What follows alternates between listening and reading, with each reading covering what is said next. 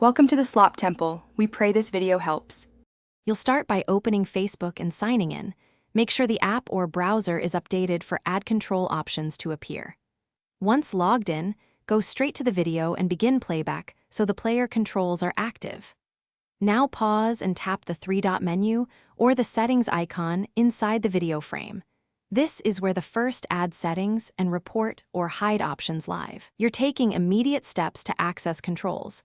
This prevents random ad clicks and prepares you for more precise blocking.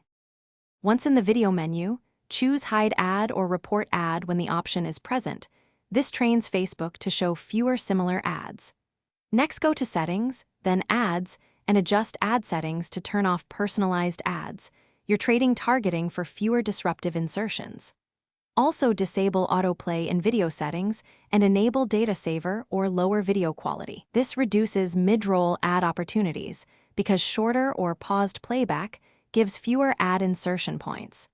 These finish by applying advanced measures. If you're on desktop, install a trusted ad blocker or browser extension. This blocks many in-stream ads before they load. If available in your region, consider ad-free subscription options for a definitive solution.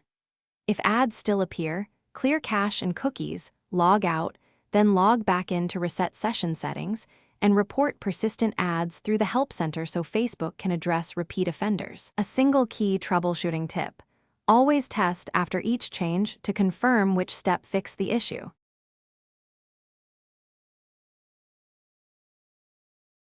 Thanks for watching. Consider subscribing if we helped you.